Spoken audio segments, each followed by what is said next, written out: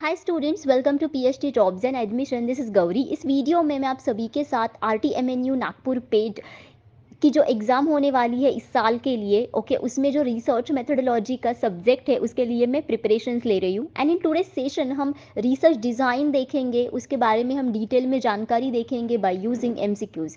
Research design यानी कि the framework of research process, okay. So इसके ऊपर आपको हमेशा 4 to 5 MCQs research methodology section में पेट एग्जाम में ईच एंड एवरी ईयर पूछे जाते हैं। दैट्स वाई आपको ये वीडियो एंड तक देखना है ताकि आपके जो सारे डाउट्स है वो क्लियर हो जाए, okay. So students, now let us begin with this session. जैसे कि आप सभी को पता है आरटीएमएनयू पेट 2023 एग्जाम ये 6th and 7th अक्टूबर को है। दैट्स वाई आप सभी के पास अब बहुत कम टाइम बचा है। And in this minimum amount of time आपको काफ़ी अच्छे से प्रिपरेशन करना है ताकि आप आरटीएमएनयू पेट एग्जाम को आसानी से क्वालिफाई कर सके with good marks, okay. So आप सभी के प्रिपरेशन के लिए हम आपको research methodology crash course provide करते हैं, जिसकी मदद से सारे स्टूडेंट्स पेट एग्जाम को गारंटीड क्वालिफाई करते हैं। आरटीएमएनयू पेट एग्जाम में आपको 50% जो एमसीक्यूज है वो रिसर्च मेथोडोलॉजी के ऊपर पूछे जाते हैं एंड 50% एमसीक्यूज आपको कंसर्न रिसर्च सब्जेक्ट के लिए पूछे जाते हैं। एंड आपको मिनिमम 50% मार्क्स स्कोर करने हैं ताकि आप पेट एग्जाम को क्वालिफाई कर सके।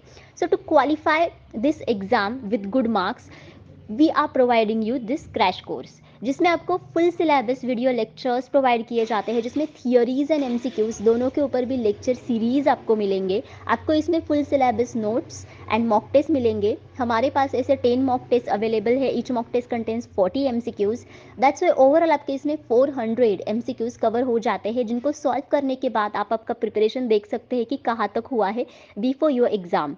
आपको इसमें 1500 से भी ज़्यादा एमसीक्यूज का रिवीजन पीडीएफ प्रोवाइड किया जाता है, जिसकी मदद से आप सारे टॉपिक्स को एक ही पीडीएफ में रिवाइज कर सकते हैं। आपको गारंटीड 80% जो एमसीक्यूज है वो इसी पीडीएफ में से मिलते हैं out of 100% MCQs in research methodology section of pet exam. और यहाँ स्क्रीन पर जितने भी सारे मैंने टॉपिक्स मेंशन किए हैं, इन सारे टॉपिक्स को हमने क्रैश कोर्स में कवर किया है बिकॉज इनके ऊपर आपको पेट एग्जाम्स में क्वेश्चंस पूछे जाते हैं, ओके। आपको इसमें डेली लाइव क्लासेस भी प्रोवाइड किए जाते हैं, जिनकी हेल्प आपको मिलती है ताकि आपके सारे डाउट्स क्लियर हो जाए। अगर आप क्रैश कोर्स को परचेस करना चाहते हैं देन इधर आप ग्लोबल ऑनलाइन ऐप डाउनलोड कीजिए फ्रॉम द प्ले स्टोर, जिसके लिए मैंने लिंक इस वीडियो के डिस्क्रिप्शन बॉक्स में आप सभी के साथ शेयर की है, या फिर आप स्क्रीन पर दिखाई गए व्हाट्सएप नंबर्स पर जाकर व्हाट्सएप थ्रू ओनली मुझे कांटेक्ट करके इंक्वायरी कर सकते हैं।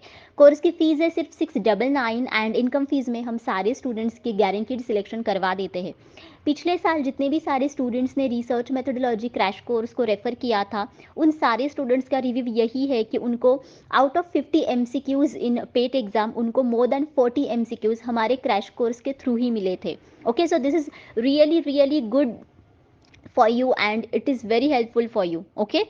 सो आप आज ही क्रैश कोर्स के लिए इंक्वायरी कीजिए एंड क्रैश कोर्स को परचेस कीजिए and start your preparation for PET exam and qualify the PET exam. Let's start with our today's session now.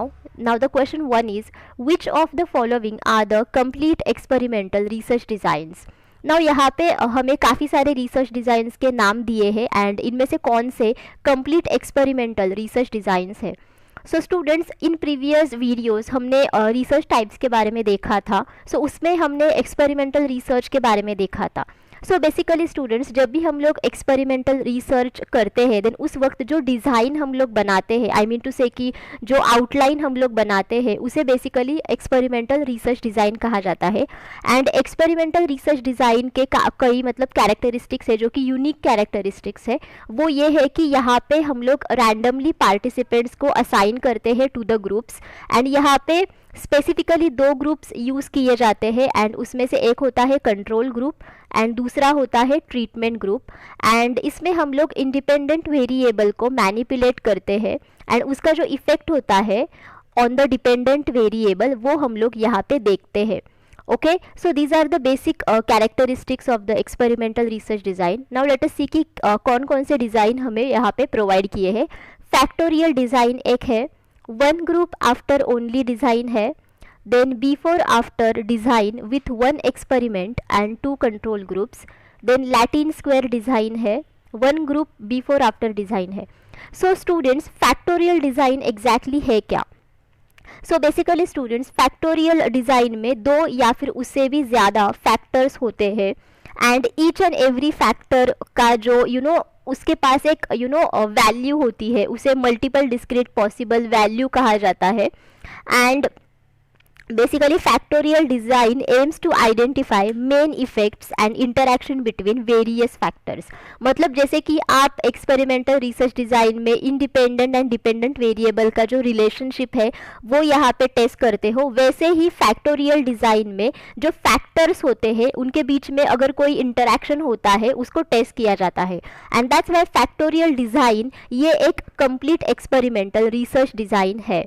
Now one group after only design में हम लोग सिर्फ एक ही ग्रुप का इस्तेमाल करते हैं, but in experimental research design basically दो ग्रुप्स का इस्तेमाल किया जाता है, those are control and treatment groups. And that's why ये कंप्लीट एक्सपेरिमेंटल रिसर्च डिज़ाइन नहीं है।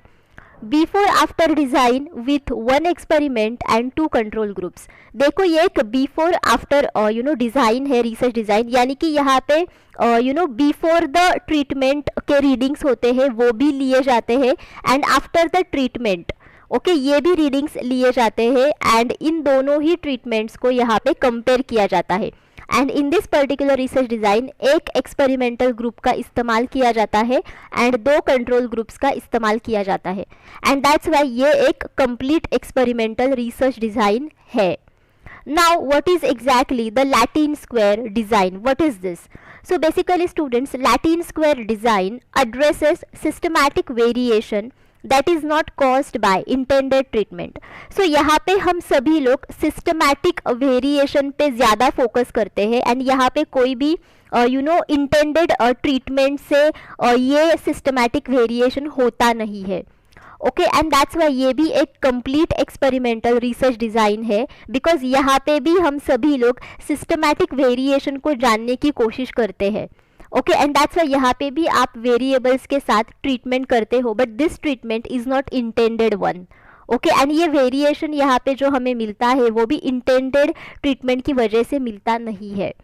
Okay and the last one is one group before after design. So again यहाँ पे एक ही ग्रुप का इस्तेमाल किया जा रहा है एंड दैट्स वाई ये एक्सपेरिमेंटल रिसर्च डिज़ाइन नहीं है। And that's why the correct answer to this question is one, that is ACD only, because सिर्फ factorial design before after design with one experiment and two control groups and Latin square design ये तीनों ही सिर्फ complete experimental research designs है।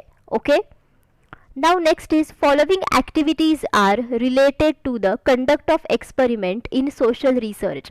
So देखो social research में हम लोग experiments का इस्तेमाल करते हैं एंड उसमें काफ़ी सारे एक्टिविटीज़ हम लोग फॉलो करते हैं। सो यहाँ पे काफ़ी सारे एक्टिविटीज़ हमें प्रोवाइड किए हैं। सो हमें सिर्फ इनमें से अप्रोप्रिएट आंसर्स चूज़ करने की क्या क्या एक्टिविटीज़ हम लोग यूज़ कर सकते हैं while doing the experiments in social research. So basically students social research में हम सभी लोग सोसाइटी के बारे में स्टडी करते हैं एंड बेसिकली हम लोग ये स्टडी करते हैं कि ह्यूमन एंड सोसाइटी का कैसा इंटरेक्शन है एंड ह्यूमन पर्टिकुलर सोसाइटी में कैसे बिहेव करता है। Okay so this is nothing but social research and that's Y कभी कभार सोशल रिसर्च में हम लोग एक्सपेरिमेंट्स भी यूज़ करते हैं।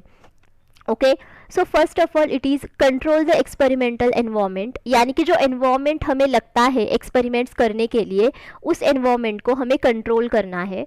Then pilot test, pilot test का मतलब होता है कि ऐसा टेस्ट जो हम लोग इनिशियली करते हैं ताकि हमें आगे के रिसर्च की फिजिबिलिटी हम लोग जान सके और स्टडी कर सके। रिवाइज यानी कि एक ही टेस्ट को बार बार और फिर से रिपीट करना, रिवाइज करना। एंड टेस्ट मतलब रिवाइज एंड रीटेस्ट करना।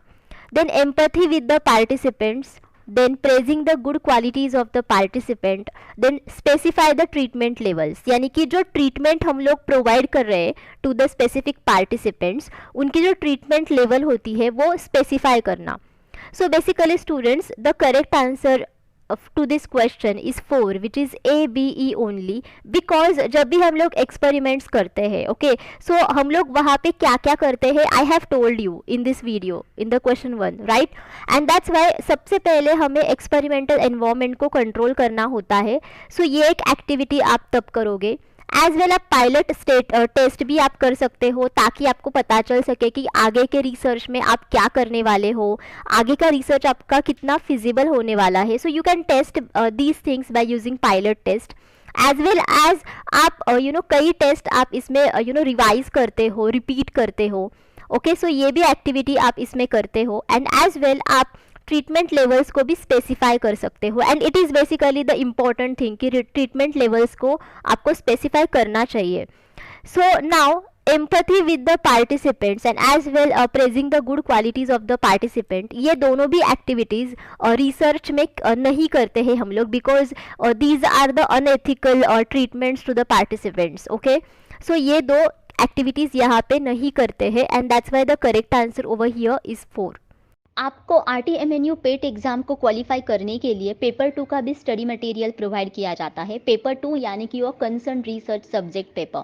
ओके, इसकी मदद से आप पेपर 2 में काफ़ी अच्छे स्कोर्स लाते हैं एंड आप आसानी से पेट एग्ज़ाम को क्वालिफाई करते हैं विथ वेरी गुड मार्क्स. इसमें आपको full syllabus notes and MCQs provide किए जाते हैं. सो MCQs में आपको most expected MCQs and PYQs का PDF प्रोवाइड किया जाता है, जिसकी मदद से पेपर 2 में आप काफ़ी अच्छे से प्रिपरेशन करते हैं एंड उसमें आप काफ़ी अच्छे स्कोर्स लाते हैं. यहाँ स्क्रीन पर जितने भी सारे सब्जेक्ट्स मैंने मेंशन किए हैं, इन सारे सब्जेक्ट्स के ऊपर करंटली हमारे पास पेपर 2 का स्टडी मटेरियल अवेलेबल है. अगर आपको किसी और सब्जेक्ट के लिए स्टडी मटेरियल की ज़रूरत है देन आप मुझे कमेंट करके पूछिए. ओके, पेपर 2 स्टडी मटेरियल की फ़ीस है सिर्फ 999 एंड इनकम फीस में हम सारे स्टूडेंट्स की गारंटीड सिलेक्शन करवा देते हैं. टू ज्वाइन आवर कोर्सेज आप स्क्रीन पर दिखाई गए व्हाट्सएप नंबर्स पर जाकर व्हाट्सएप थ्रू ओनली मुझे कॉन्टैक्ट करके इंक्वायरी कर सकते हैं. पेपर 2 स्टडी मटेरियल ये आप सभी को ना कि सिर्फ पेट एग्ज़ाम को क्वालिफाई करने के लिए मदद करेगा, बट ये आपको इंटरव्यू सेशन को क्वालिफाई करने के लिए भी काफ़ी हेल्पफुल रहेगा, बिकॉज इंटरव्यू सेशन में आपको पेपर 2 के ऊपर ही ज़्यादातर क्वेश्चंस पूछे जाते हैं जिनके नोट्स हमने स्टडी मटेरियल में कवर किए हैं. In which type of qualitative research designs individual stories to describe the lives of people are explored? So इनमें से सभी बेसिकली क्वालिटेटिव रिसर्च डिज़ाइंस है, बट इनमें से कौन सा क्वालिटेटिव रिसर्च डिज़ाइन ऐसा है ओके जिसमें हम सभी लोग इंडिविजुअल स्टोरीज़ को डिस्क्राइब कर सकते हैं, जिसमें हम लोग कैसे खुद के लाइफ को एक्सप्लोर करते हैं उसको हम लोग डिस्क्राइब कर सके.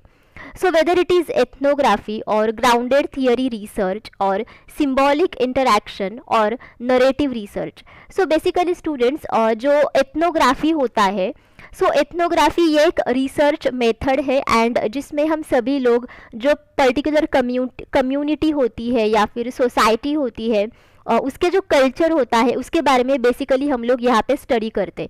सो लोग क्या लाइफ जीते हैं या फिर how their lives are explored and उनकी जो इंडिविजुअल स्टोरीज होती है वो हम लोग एथनोग्राफी में डिस्क्राइब नहीं करते हैं. हम लोग सिर्फ इसमें कल्चर के बारे में स्टडी करते हैं okay of the whole community. Individual लोगों के इंडिविजुअल स्टोरीज़ के बारे में हम लोग यहाँ पे स्टडी नहीं करते हैं एंड दैट्स वाई हम लोग डिस्क्राइब भी नहीं करते हैं. सो ये ऑप्शन एलिमिनेट हो गया. Grounded theory research again it is a qualitative research type and इसमें हम सभी लोग थियरी को डेवलप करते हैं based on the observations. Now what is symbolic interaction? So basically symbolic interaction जो है basically it focuses on relationships among individuals in society and it involves exchange of meaning through language and various symbols. Okay, so हम इसमें जो society में individuals होते हैं उनके जो रिलेशनशिप्स होते हैं उनके ऊपर हम लोग यहाँ पे फोकस करते हैं एंड इन सारे जो रिलेशनशिप्स को स्टडी करने के लिए जो लैंग्वेज हम लोग यूज़ करते हैं ओके वो लैंग्वेज काफ़ी डिफरेंट होती है इसमें एंड बेसिकली हम लोग यहाँ पे सिंबल्स असाइन करते हैं डिफरेंट लोगों को एंड जो लैंग्वेज यहाँ पे यूज़ किया जाता है वो भी सिंबल्स के थ्रू ही यूज़ किया जाता है. And now the last and the list is narrative research. So narrative research ये एक ऐसा अप्रोच है जहाँ से हम लोग लिटरेचर को रिव्यू कर सकते हैं, and that's why the correct answer to this question is 4, that is narrative research. Because narrative research का मतलब ही ये है कि हम लोग इंडिविजुअल स्टोरीज को यहाँ पे डिस्क्राइब करते हैं by reviewing the different types of literature, and उस लिटरेचर में हम लोग लोगों के लाइफ्स को एक्सप्लोर भी करते हैं। Okay, and that's why the correct answer is 4, that is narrative research. Next is a university teacher intends to study the relationship between level of aspiration and achievement of rural children. Which design of the research will be most appropriate in the context? Okay, so ये एक university teacher है and वो study करना चाहता है कि rural children का जो लेवल ऑफ एस्पिरेशन है एंड उनका जो अचीवमेंट है उनके बीच में क्या रिलेशनशिप है। सो इस रिलेशनशिप को स्टडी करने के लिए वो इनमें से कौन सा रिसर्च डिज़ाइन यूज़ करेगा। So whether he will use experimental research design या फिर x post facto research design, historical research design या फिर सर्वे research design. So basically students, now all of you understood that ये सारे के सारे रिसर्च डिज़ाइंस है, एंड ये सारे के सारे रिसर्च डिज़ाइंस स्पेसिफिकली उन्हीं रिसर्च टाइप्स के लिए इस्तेमाल किए जाते हैं। So basically historical research design जो है ये बेसिकली हम लोग हिस्टोरिकल रिसर्च में यूज़ करते हैं, एंड हिस्टोरिकल रिसर्च में हम पास्ट इवेंट्स के बारे में स्टडी करके उनका जो इफ़ेक्ट है वो प्रेजेंट एंड फ्यूचर में क्या होने वाला है वो हम लोग यहाँ पे स्टडी करते। सो यहाँ पे कोई भी रिलेशनशिप हम लोग स्टडी करते नहीं है, एंड दैट्स वाई ये ऑप्शन एलिमिनेट हो गया। As well in the survey research design we ask the question to the respondents, and respondents हमें रिस्पॉन्सेज प्रोवाइड करते हैं। सो इसमें भी हमें एक्चुअली काफ़ी सारे डिस्क्रिप्टिव आंसर्स भी मिलते हैं, एंड एज वेल कभी कभी हमें क्लोज्ड एंडेड क्वेश्चंस के भी आंसर्स मिलते हैं। सो यहाँ पे कोई भी रिलेशनशिप हम लोग स्टडी नहीं कर सकते, सो ये भी एलिमिनेट हो गया। सो बचे हुए ऑप्शंस 2 है, बट देखो यहाँ पे रिलेशनशिप हमें स्टडी करना है वो भी between level of aspiration and achievement of rural children. So अगर आपको level of aspiration and achievement of rural children इन दोनों के रिलेशनशिप को स्टडी करना है, देन उसके लिए आपको x post facto research design की ज़रूरत पड़ेगी। Because x post facto research design ये रिसेंट पास्ट के ऊपर किया जाता है, यानी कि जो रिसेंट पास्ट में जो हो चुका है इवेंट या फिर इंसिडेंट्स, उसके ऊपर आप लोग इस पर्टिकुलर रिसर्च डिज़ाइन से स्टडी कर सकते हो। So basically level of aspiration को स्टडी करने के लिए पहले level of aspiration recent past में होनी चाहिए, बिकॉज लेवल ऑफ एस्पिरेशन आप नॉर्मली ऐसे प्रेजेंट में चेक नहीं कर सकते हो। फॉर दैट उसके लिए कोई तो पास्ट रिकॉर्ड आपको लगेगा। Okay, and that's why you will follow over here x post facto research design. And experimental research design में बेसिकली आप इंडिपेंडेंट वेरिएबल को मैनिपुलेट करते हो because it is under your control, but x post facto research में ऐसा नहीं होता है, बिकॉज लेवल ऑफ एस्पिरेशन ये आपके कंट्रोल में है नहीं। You need to only understand कि उसका इफेक्ट क्या हो रहा है, and that's why over here जो रूरल चिल्ड्रन के जो अचीवमेंट है, okay, this will be your effect. Okay, and जो लेवल ऑफ एस्पिरेशन है this will be your cause, मतलब ये इफेक्ट वेरिएबल होगा एंड ये कॉज वेरिएबल होगा, एंड यहाँ पे कॉज वेरिएबल को आप कंट्रोल नहीं कर सकते हो, you can only study it. Okay, and that's why the correct answer over here is 2. Now next is research design that needs to collect factual information on a continuing basis is classified as. सो इनमें से कौन सा study design ऐसा है जिसमें हम continuing basis के आधार पर फैक्चुअल इन्फॉर्मेशन को कलेक्ट कर सकते हैं। फैक्चुअल इन्फॉर्मेशन यानी कि ऐसी इन्फॉर्मेशन जो अभी प्रेजेंटली अवेलेबल है, एंड ऐसी information which is under the reality. Okay, weather it is longitudinal study design या फिर pre and post study design, cross sectional study design या फिर double control study design. So basically students जो longitudinal study design होता है इसमें एक ही participant के ऊपर काफ़ी समय तक हम लोग स्टडी करते हैं, एंड दैट्स वाई एक ही पार्टिसिपेंट के जो रिस्पॉन्सेज है वो हमें ऑन अ कंटिन्यूइंग बेसिस मिलते हैं for a longer period of time. And ये जो पार्टिसिपेंट्स होते हैं वो हमें उसी समय का जो रियल इंफॉर्मेशन होता है और the reality that we get it, okay, and this is nothing but the factual information, and that's why the correct answer to this question is one, that is longitudinal study design, because इसमें हमें factual information मिलती है and वो भी on a continuing basis. Now what is pre and post study design? So as the name suggests, pre and post.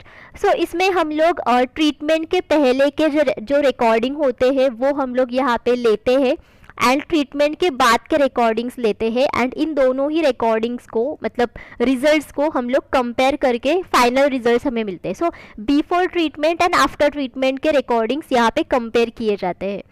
Now what is cross sectional studies design? So basically इसमें काफ़ी सारे participants के ऊपर एक ही समय में स्टडी किया जाता है at a one period of time. So cross sectional study design ये एग्जैक्टली अपोजिट है than the longitudinal study design, okay.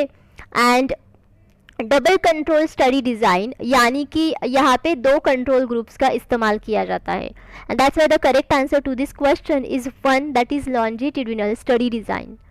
Next is which of the following belong to the category of true experimental design. Now again यहाँ पे देखो आपको true experimental design के ऊपर question पूछा है. सो इनमें से कौन से ट्रू एक्सपेरिमेंटल रिसर्च डिज़ाइंस है? So basically students, now I am going to give the list of true experimental research designs, and उनमें से सबसे पहला है two groups randomized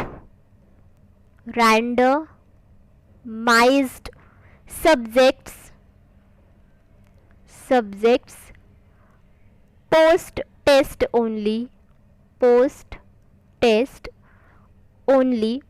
design. Now second is two groups randomized matched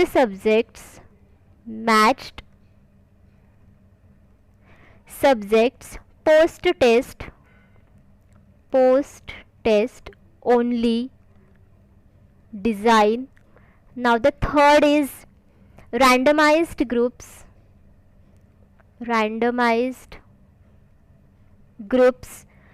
pre-test post-test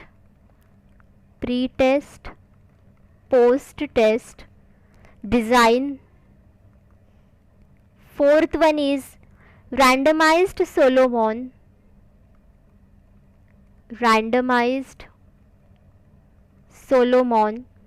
3-group design,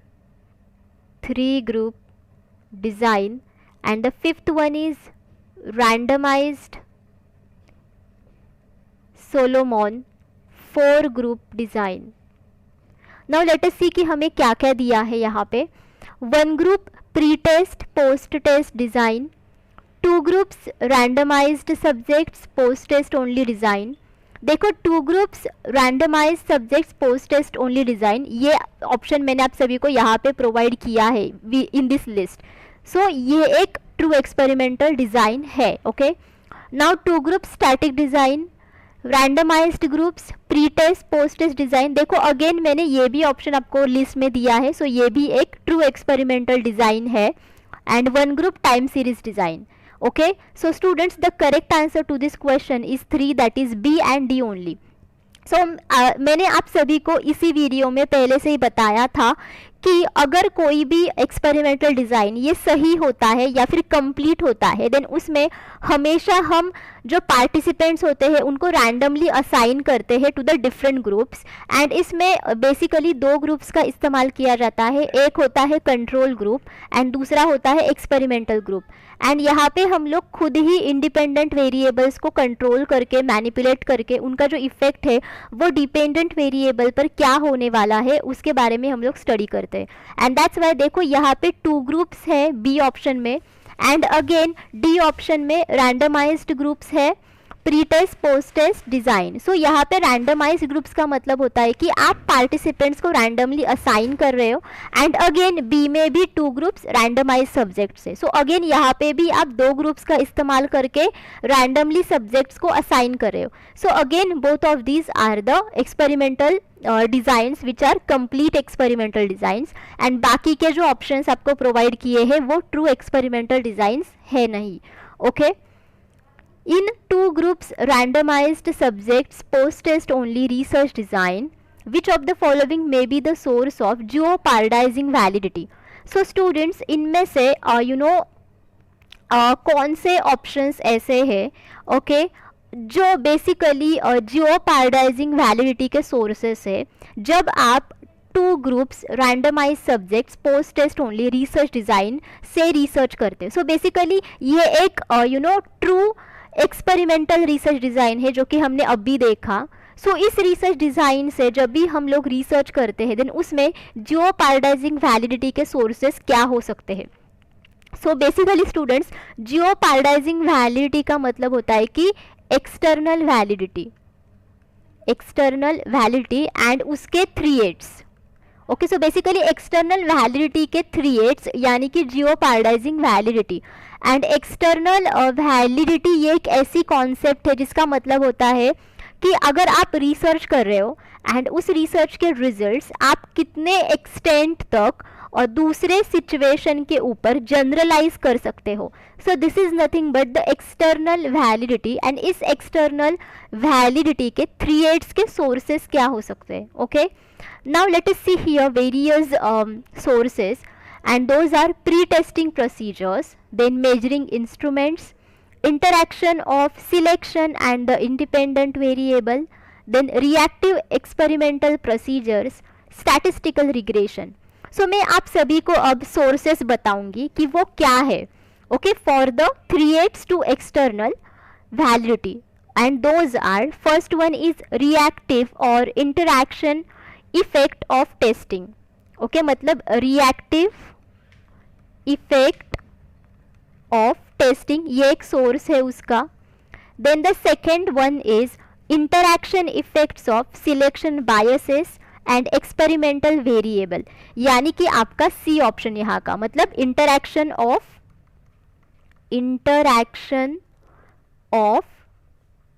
selection and the independent variable. Okay, and your third source is reactive effects of experimental arrangements. Okay, मतलब जितने भी सारे experimental arrangements आप यहाँ पे कर रहे हो उनके effects क्या है। So reactive effects of experimental arrangements, and your fourth source is multiple treatment interferences. Multiple treatment interferences. So basically students, यहाँ पे आपका सही आंसर होना चाहिए which is 3, that is C and D only, यानी कि interaction of selection and independent variable and reactive experimental procedures. So देखो जितने भी सारे experimental procedures आप यूज़ करते हो देन वो प्रोसीजर्स बेसिकली कितने रिएक्टिव है या फिर अनरिएक्टिव है उसके ऊपर भी डिपेंड करता है कि एक्सटर्नल वैलिडिटी को वो सोर्स 3/8 प्रोड्यूस कर सकता है या नहीं कर सकता है। एंड एज वेल अगर आप सिलेक्शन में कोई भी बायस करते हो and as well independent variable को सिलेक्ट करने के लिए अगर कोई बायस करते हो देन उनके बीच में जो इंटरैक्शन होता है okay, this is again the source for jeopardising validity. Okay, so आपको सिर्फ ये सोर्सेस याद रखने हैं, so you can note it down, and that's why the correct answer for this question is 3, that is C and D only. Next is the elements of a cross sectional design are. Now यहाँ पे आपको cross sectional designs के elements पूछे हैं कि इनमें से कौन से क्रॉस सेक्शनल डिजाइन के एलिमेंट्स वाकई में है। So basically students, cross sectional design ये एक क्वांटिटेटिव रिसर्च डिज़ाइन है। सो आई मीन टू से कि यहाँ पे आप न्यूमेरिकल डेटा कलेक्ट करके स्टैटिस्टिकली आप हाइपोथेसिस को टेस्ट करते हो। सो एब्सेंस ऑफ क्वांटिटेटिव डेटा ये तो एलिमेंट यहाँ पे हो नहीं सकता बिकॉज यहाँ पे आपको क्वांटिटेटिव डेटा की सख्त ज़रूरत लगती है। सो ये एलिमिनेट हो गया। Then domination of qualitative data, देखो ये एक क्वांटिटेटिव रिसर्च डिजाइन है एंड दैट्स व्हाई आपको यहाँ पे क्वालिटेटिव डेटा की जरूरत पड़ती नहीं है, सो ये भी ऑप्शन एलिमिनेट हो गया। A sample of cases with inter related variations, yes you need this, आपको काफ़ी सारे सैंपल्स की यहाँ पे ज़रूरत पड़ती है, ओके एंड ऐसे सैंपल्स की आपको ज़रूरत पड़ती है जो एक दूसरे के साथ रिलेट करते हैं, मतलब को रिलेट करते हैं एंड उनके बीच में काफ़ी सारे वेरिएशंस होते हैं, उनकी वैल्यूज़ वेरिएट होती है। Then data are collected at a single point in time, yes ये तो मोस्ट इंपॉर्टेंट बात है कि क्रॉस सेक्शनल डिज़ाइन में हम लोग सिर्फ एक ही सिंगल पॉइंट इन टाइम में डेटा को कलेक्ट करते हैं, वो भी काफ़ी सारे सब्जेक्ट्स से, okay and examination of relationships between variables, yes यहाँ पे आप वेरिएबल्स के बीच का जो रिलेशनशिप है उनको आप यहाँ पे टेस्ट करते हो and that's why the correct answer to this question is 3, that is CDE only, because सिर्फ यही क्रॉस सेक्शनल डिजाइन के एलिमेंट्स है, ओके। और pilot study is also called, now pilot study का दूसरा नाम क्या है, so whether it is descriptive study, feasibility study या फिर कोरिलेशन स्टडी या फिर एक्सप्लेनेटरी स्टडी। सो स्टूडेंट्स हमने ये सारे के सारे रिसर्च टाइप्स पहले के वीडियोस में देखे हैं, सो आप उन सारे वीडियोस को पहले रेफर करो बिफोर विविंग दिस सेशन। सो मैंने आप सभी को बताया कि पायलट स्टडी ये हम लोग सबसे इनिशियली करते हैं ताकि हम लोग जान सके कि आगे का पूरा रिसर्च प्रोसीजर ये कितना फिजिबल होने वाला है, okay and that's why pilot study को फिजिबिलिटी स्टडी भी कहा जाता है, बिकॉज इससे हम लोग हमें पता चलता है कि एग्जैक्टली आगे का रिसर्च कितना फिजिबल होने वाला है, okay. Now the last is in the dash research the researcher has to use facts और इंफॉर्मेशन ऑलरेडी अवेलेबल। सो इनमें से कौन सा रिसर्च ऐसा है जिसमें रिसर्चर जो ऑलरेडी इंफॉर्मेशन या फिर फैक्ट्स अवेलेबल होते हैं उनको वो यूज़ करता है। So whether it is analytical research या फिर डिस्क्रिप्टिव या फिर अप्लाइड या फिर distinctive. So obviously the correct answer to this question is 1, that is analytical, because analytical research में हम लोग सिर्फ एनालिसिस करते हैं। So whatever data, whatever facts you have already available, okay उन फैक्ट्स को आपको सिर्फ एनालाइज करना है, that's it and that's why in this research researcher has to use facts और information already available. But descriptive research में ऐसा होता नहीं है, जो फैक्ट्स हमें दिखते हैं उनके कैरेक्टरिस्टिक्स आपको यहाँ पे डिस्क्राइब करने हैं and the most important thing over here कि जो फैक्ट्स एंड इन्फॉर्मेशन सामने होती है अबाउट दैट आपको यहाँ पे हाइपोथेसिस फॉर्मुलेट करके उसको टेस्ट भी करना होता है एंड दैट्स व्हाई रिसर्चर यहाँ पे सिर्फ फैक्ट्स या फिर इंफॉर्मेशन को जो भी कुछ ऑलरेडी अवेलेबल है उसको सिर्फ यहाँ पे यूज़ नहीं करता है, बट एनालिटिकल रिसर्च में वो सिर्फ यूज़ करके एनालाइज करता है, दैट्स इट। अप्लाइड रिसर्च में आप सभी लोग स्पेसिफिक लॉज या फिर प्रिंसिपल्स को अपने अपने रिसर्च प्रॉब्लम में यूज़ करते हो, okay and that's why the correct answer to this question is 1, that is analytical research, okay। So students, thank you for watching this session. I hope all of you understood exactly कि research types कैसे होते हैं, research design कैसे होता है, okay। but still अगर आपको कोई भी डाउट है आप मुझे कमेंट करके पूछ लीजिएगा।